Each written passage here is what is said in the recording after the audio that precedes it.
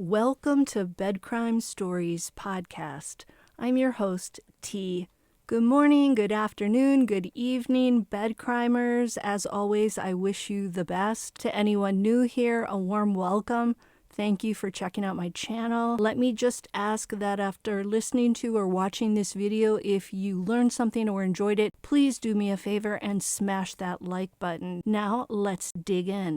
Good morning, bed crimers. T here with a little bed crime bite. NewsNation is reporting that a former downstairs neighbor of Bryan Kohberger described him as a loner who was noisy at night. A father of 2 young children who lived in the apartment below Bryan Kohberger for 5 months told NewsNation that he never saw Kohberger with any friends. He also said that he never heard other voices coming from Bryan Kohberger's apartment, saying all the noise he heard came from Kohberger himself, and those noises came late into the night. The neighbor is describing Kohberger as a night owl, walking around well past midnight and, curiously, washing things.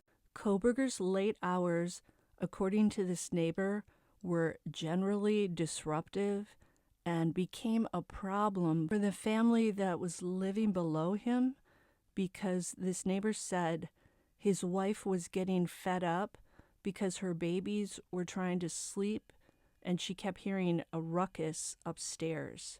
Naturally, the neighbors were shocked when they heard that Kohberger was a suspect in this crime. NewsNation quotes the neighbor as saying, "Especially my wife. At that time, she could not sleep very well."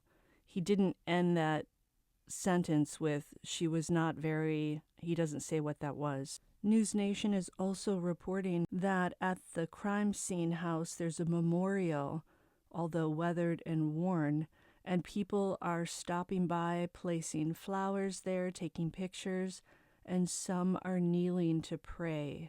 NewsNation is also saying, though, that there are the sounds of music and merriment around the neighborhood, which signals that the students there are moving on with their lives and that they may be more at ease. Thank goodness for that. They don't deserve to live in terror. So there is also information about the professor who had some issues with Bryan Kohberger at Washington State University. They are saying that he has removed his office hours from his door due to the constant scrutiny he's faced. Another victim of collateral damage in this case. You may recall that Kohberger's termination letter, which was issued to him from the university before his arrest, in that letter, it says that Professor Snyder and Bryan had several altercations. Administrators in the department declined to answer any questions about the pair's professional relationship, and a source said to be close to the Kohberger family also spoke to NewsNation, and this is the person who let them know that the suspect's sisters have recently lost their jobs due to their relationship to the accused, and the family is struggling financially as they grapple with the upcoming trial. So all of that is from NewsNation. Just a little bed crime bite. I'm keeping them short this week because my father's in the hospital and I'm basically just trying to keep up. So I wish you well, and until the next time on Bed Crime Stories.